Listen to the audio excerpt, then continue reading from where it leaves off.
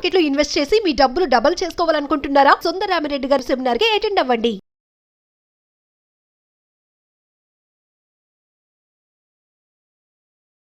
నమస్కారం సుందరరామిరెడ్డి గారు. నమస్తే సార్. ఇండియాలో ఇండిపెండెంట్ రాకముందు నుంచి till today sir okay. Survey అవుతున్నటువంటి కంపెనీస్ ఏమైనా ఉన్నాయి? ఎందుకు అని అంటే ఓల్డ్ కంపెనీస్లో ఇప్పుడు చాలామంది ఒక క్యాలిక్యులేషన్ తోటి ఎక్కడైనా దాన్ని ఇన్వెస్ట్ చేద్దాం అనుకున్నా, లేదంటే వాటికి సంబంధించినటువంటి హిస్టరీ ఒకటి ఉంటుంది. దాని ప్రకారంగా అయినా సరే ఓ బిజినెస్ మోటివేషన్ పాయింట్లో నుంచి అయినా సరే అంటే అప్పటి నుంచి కంటిన్యూ అవుతున్నటువంటి కంపెనీస్ ఏమైనా ఉన్నాయా? అంటే ఇండస్ట్రియలైజేషన్ ఎప్పుడో బ్రిటిష్ వాళ్ళ ముందు నుంచే ఉందండి. వాళ్ళు వచ్చింది షిప్పుల్లో కాబట్టి అప్పటికే ఇండస్ట్రియలైజేషన్ ఉంది. అందుకని ఇండియాలో కూడా వాళ్ళు వచ్చిన దగ్గర నుంచే ఉన్నాయి. బ్రిటిష్ వాళ్ళు ఉన్నప్పటి నుంచే మన దగ్గర ఇండస్ట్రీస్ ఉన్నాయి. అంతకుముందు కుటీర పరిశ్రమ ఉండేది, బట్ అఫీషియల్ రికార్డ్స్ పెద్దగా ఉండేవి కావు. బట్ స్వతంత్ర రాకముందే చాలా ఉన్నాయి.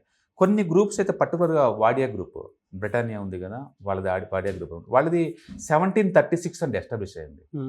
అది ఎస్పీ గ్రూప్ కింద ఇప్పుడు ప్రస్తుతానికి. వాళ్ళు షిప్ బిల్డింగ్ ఇండస్ట్రీలో ఉన్నారు. అంటే బ్రిటిష్ గవర్నమెంట్ కూడా చాలా షిప్లు వీళ్ళు తయారు చేశారు. ఓకే. వాడియా గ్రూప్ వాళ్ళు. అది 1736 అండి, 1736. అండ్ రెండోది ప్రోబ్ కంపెనీ అండి, ఇది 1767 నుంచి ఉంది ప్రోబ్ కంపెనీ. తర్వాత ఏడి ప్యారీ, సౌత్ ఇండియాలో one of the best leading company అనమాట, 1788 నుంచి ఉందండి. ఇది మురగప్ప వాళ్ళది. మురగప్ప గ్రూప్ అంటే చాలా పాపులర్ అగ్రికల్చర్ ఇండస్ట్రీ సంబంధించి వాళ్ళది అనమాట. 1788 నుంచి ఉంది ఇది. ఆ తర్వాత స్టేట్ బ్యాంక్ ఆఫ్ ఇండియా, ఒకప్పుడు దీన్ని బ్యాంక్ ఆఫ్ కలకత్తా అనేవాళ్ళు మొదట్లో. తర్వాత స్టేట్ బ్యాంక్ ఆఫ్ ఇండియాగా మారింది. ఎన్నో రీజనల్ బ్యాంక్ని మెర్జ్ చేసుకుంటే ఇండియాలోనే నెంబర్ 1 గ్రూప్ ఆఫ్ బ్యాంక్స్. అది బిగిన్ అయింది 1806 అండి. 1806 ఉంది, అప్పటి నుంచి ఉంది. తర్వాత బిఎస్ అండి, బాంబే స్టాక్ ఎక్స్చేంజ్. ఏషియాలోనే ఫస్ట్ స్టాక్ ఎక్స్చేంజ్. మనం చైనానో లేదా జపాన్ అనుకుంటాం, కాదు, ఏషియాలో బీన్ అయింది ఫస్ట్ ఇండియాలో అండి, బాంబే స్టాక్ ఎక్స్చేంజ్. అది 1875లో బీన్ అయింది. ఓకే. అంటే బ్రిటిష్ గవర్నమెంట్ వాళ్ళు అక్కడ లండన్ స్టాక్ ఎక్స్చేంజ్ బీన్ అయిన తర్వాత విత్ ఇన్ 3 yearsకే ఇండియాలో కూడా బిగిన్ చేశారు. అంటే ఇండియన్ స్టాక్ మార్కెట్ ఎప్పటి నుంచి ఊహించుకోండి, 1875. మీరు చెప్పేందుకు టాటా వాళ్ళు, టాటా వాళ్ళ గ్రూప్ 1868 నుంచి ఉందండి టాటా వాళ్ళు.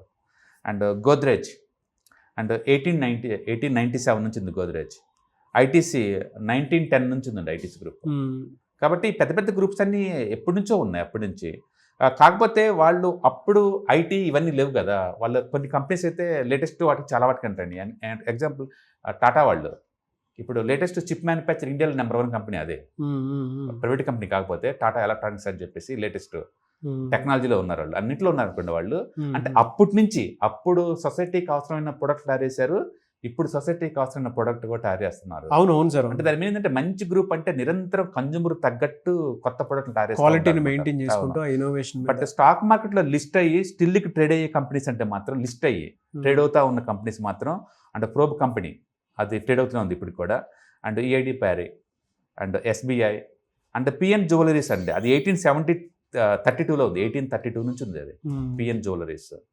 And Greaves Cotton and Bombay Burma, BSC, Bombay Dyeing, Dabur India and Muthoot Finance, ఇది 1887 నుంచి అండి. 1887 ఇప్పుడు స్టాక్ మార్కెట్ స్టిల్ రన్ అవుతూనే ఉంది. అయితే ఇందులో కొన్ని లక్షల కోట్లు దాటి వెళ్ళిపోయిందండి. ఎగ్జాంపుల్ ఎస్బీఐ ఉందనుకోండి, అది 9.5 lakh crore కంపెనీ.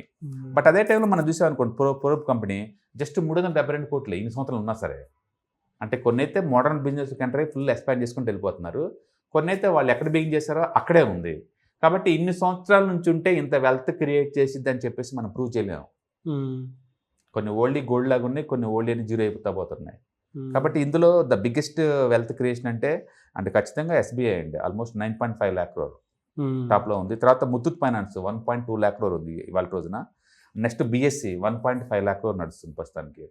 సో ఇవన్నీ బాగానే రన్ అవుతున్నాయండి. అప్పుడు కాకపోతే అది వచ్చినప్పటి నుంచి బాంబే స్టాక్ ఎక్స్చేంజ్ లిస్ట్ అవ్వలేదు, మధ్యలో లిస్ట్ అయినవి. ఎగ్జాంపుల్ ఇప్పుడు ఎస్బీఐ ఉందనుకోండి, వాళ్ళు ఫస్ట్ బీయింగ్ చేసింది 1806, కానీ ఫస్ట్ స్టాక్ మార్కెట్ లిస్ట్ అయింది అది 1997లోనే, బిఫోర్ దట్ ఏం లిస్ట్ అవ్వాల. కాబట్టి లిస్ట్ అయిన దగ్గర నుంచి ఇప్పటికీ స్టిల్ రన్ అవుతుంది. వన్ ఆఫ్ ద ఓల్డెస్ట్ అంటే ఈ టాప్ 10 మనం చెప్పుకోవచ్చు.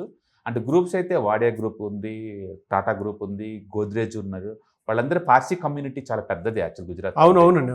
వాళ్ళు ఆల్మోస్ట్ 200 years నుంచి ఇండస్ట్రీలో ఉన్నారు వాళ్ళు, వాళ్ళ ఫ్యామిలీ అట్లా కూడా. ఇప్పటికీ ఇండియాలో one of the most ethical groups అంటే టాటా, బిర్లా వాళ్ళది, గోద్రేజ్ వాళ్ళది, అండ్ వాడియా గ్రూప్ ఒకటి, మురగప్ప ఒకటి, ఇవన్నీ చాలా పాపులర్.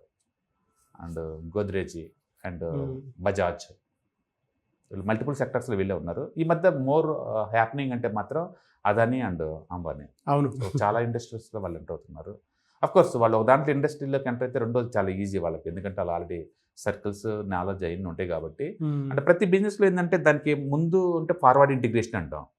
అవును అవును సార్, అవును. వాళ్ళ దగ్గర హెల్ప్ మీరు తీసుకునే చెప్తుంటే బదులు కూడా నాకు అవే ఆ ఆలోచన చేసుకుంటారు. చాలా ఇదిగా వస్తుంది. ఓకే, ఆ, అంటే ట్రస్ట్ బిల్డ్ చేయడం అంత ఈజీ కాదు కదా. ఒకసారి బిల్డ్ చేస్తే ఈజీ అనమాట. అవును. తర్వాత బ్యాక్వర్డ్ ఇంటిగ్రేషన్. అందుకని వాళ్ళు ఈ బిజినెస్ కి ముందు డెవలప్ చేసుకుంటూ పోతున్నారు, వెనక బిజినెస్ బ్యాక్ చేసుకుపోతున్నారు. అట్లా నెంబర్ ఆఫ్ బ్రాంచెస్ ఎక్కువ అవుతున్నాయి. Yes. అదని వాళ్ళు చాలా గ్రూప్స్ ఉన్నా సరే అవి మొత్తాన్ని ఇన్ఫ్రాస్ట్రక్చర్ సంబంధించి లింక్స్ అన్ని అంటే ఒక డొమైన్లోనే డిఫరెంట్ సబ్ బ్రాంచెస్లో ఉన్నాయి. పోర్ట్స్ కావచ్చు, అదాని ఎంటర్ప్రైజ్ కావచ్చు, అదాని గ్యాస్ కావచ్చు, అదాని గ్రీన్ కావచ్చు. బట్ ఇవన్నీ రెలివెంట్ ఇండస్ట్రీస్ అనమాట. Yes. అట్లా ఉంది. అన్రెలివెంట్ ఇండస్ట్రీలో ఉందంటే ఒక అంబానీ గ్రూప్ అనుకోవచ్చు. అటు ఫినాన్స్ ఉంది, అన్రెలివెంట్గా టెక్నాలజీ ఉంది, ఆయిల్ అండ్ గ్యాస్ ఉంది, టెక్స్టైల్స్ ఉంది, స్పెషాలిటీ కెమికల్స్ ఉన్నాయి. డిఫరెంట్ డొమైన్స్లో ఉన్నారు వాళ్ళు. బట్ అదాని వాళ్ళు మాత్రం లింక్తోనే మూవ్ అవుతున్నారు. అంటే ఇవైతే పెద్ద గ్రూప్స్ ఇండియాలో మొదటి నుంచి. కానీ చాలా మంచి ఇన్ఫర్మేషన్ సార్. డెఫినెట్లీ దీని మీద నేను కూడా కొంచెం R&D చేసి కొన్ని వీడియోస్ చేద్దాం అనిపిస్తుంది మీ వల్ల. Thanks sir, thank you sir, thank you so much. Hi, one day classroom ఎన్విరాన్మెంట్లో ఆఫ్లైన్ వెబినార్ జరగబోతుంది. అంటే ఇంట్రెస్ట్ ఉన్న పార్టిసిపెంట్స్ ఈ కింద స్క్రోల్ అవుతున్న నెంబర్కి రింగ్ చేసుకొని సీట్ బుక్ చేసుకోండి. దీంట్లో ETFs, index funds and mutual funds మీద completely and hand holding experience మీకు ప్రొవైడ్ చేయబడుతుంది. దీని ద్వారా ఏంటంటే మనం అసెట్స్ని స్టాక్ మార్కెట్లో ఎలా మేనేజ్ చేసుకోవాలి, ఎలా గ్రో చేసుకోవాలి, ఎలా ప్రొటెక్ట్ చేసుకోవాలో అంటే ప్రాక్టికల్గా నేర్చుకుంటారు. కాబట్టి ఇంట్రెస్ట్ ఉన్న పార్టిసిపెంట్స్ కింద స్క్రోల్ అవుతున్న నెంబర్కి పింగ్ చేసి సీటు రిజర్వ్ చేసుకోండి. Thank you.